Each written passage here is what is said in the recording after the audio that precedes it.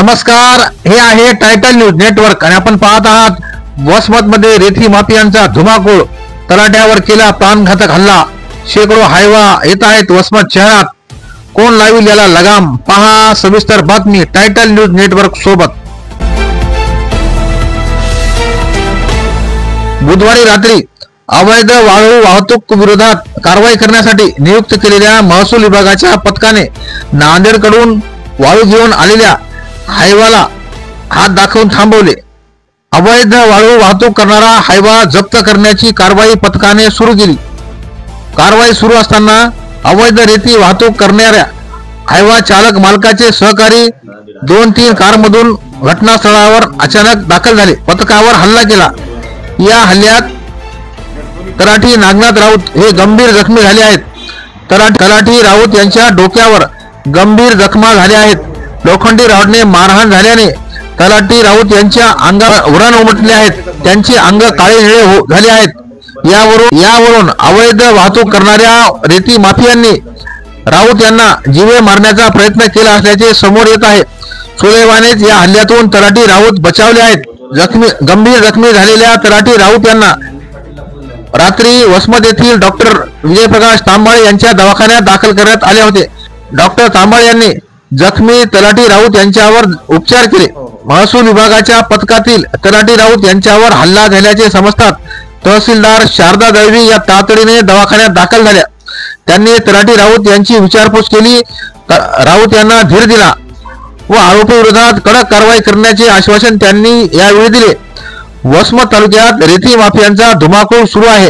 रात्रभर रेतीचे वाहने शहरात व तालुक्यातील विविध भागात येत असतात. अवैध रेती उत्खनन व वाहतूक रोखण्यास प्रशासनाला यश येत नाही. महसूल विभागाचे पथक तैनात असतानाही एवढ्या मोठ्या प्रमाणात रेती घेऊन टिप्पर हायवा रात्रभर कसे येतात हा खरा प्रश्न आहे. अवैध उत्खनन रोखण्यासाठी तैनात केलेल्या पथकावरच वाळू माफियांनी हल्ला करून तलाठ्यास गंभीर जखमी केल्याने वसमत तालुक्यात खळबळ उडाली आहे. आता या प्रकरणी जिल्हाधिकारी व वरिष्ठ महसूल अधिकारी काय भूमिका घेतात व रेती माफिया विरोधात काय कारवाई करतात याकडे सर्वांचे लक्ष लागले आहे. पहा या प्रकरणाची सविस्तर बातमी टायटल न्यूज नेटवर्क सोबत. आणि गस्तीवर असताना त्या गाडीचा पाठलाग करत असताना त्या गाडीला आम्ही पकडल्यानंतर त्यांनी आम्हाला 2-4 गाड्या आल्या. त्याच्यावर फोन लावला. त्या गाड्या आल्या की त्याने ते मारणं सुरू केलं. मी माझ्यासोबत कोतवाल होते. कोतवालाला बी मारलं आणि मग ते गाड्या तिथून निघून गेल्या. मारून पुन्हा घरी पडलो. उचलून माझ्याच गाडीत टाकून माझ्या गाडीत टाकून द्या ना. गाडीत टाका आणि गाडीत पेटून द्या. बस मी ऐकलो. तुम्ही ऐकलंच होतं का? तुम्हाला कोणी हत्यारानं मारलं ते ना? कशाने मारत काम केली? लोखंडी रॉड. हा, किती लोक असतील ते एकूण? हा,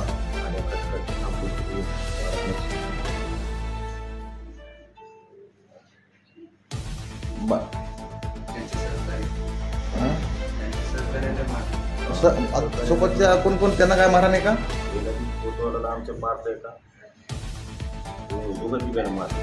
बर,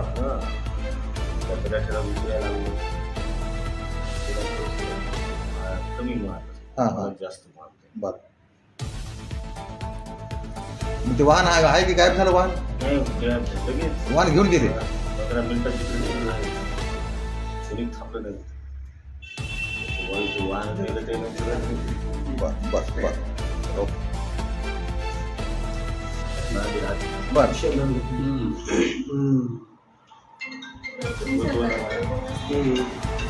कोणीच नसते त्या रोडला. पण करा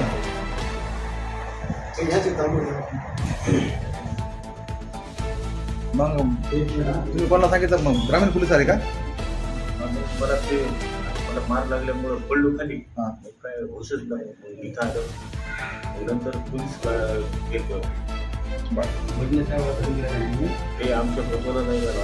नायब साहेबाला फोन लावला. नायब साहेबांनी अनिल पाटीलला फोन लावला. हां अनिल पाटील पोलीस स्टेशनला गेले. हां बरं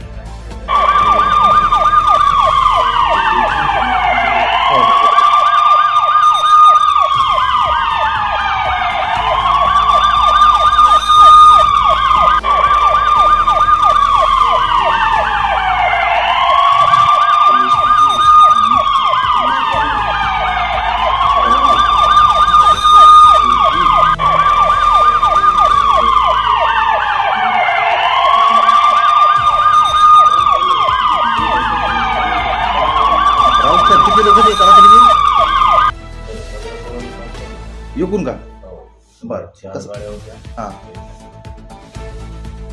तुम्ही काय केलं होतं आणि त्या आम्ही गाडीचा पाठला बोलवलो. हां गाडी पकडली. ते गाडी सोडायसाठी जे आले मग कोणीतरी मारलं ते पाहायचं काम होतं. हां काय आहे बोलायचं झाला चालीचा विषयच नाही झाला. आणले सारखेच बोलणं सुरू केलं. हां आणि माझ्या गाडीची चावी काढली. कारच्या बाहेर मारामुळे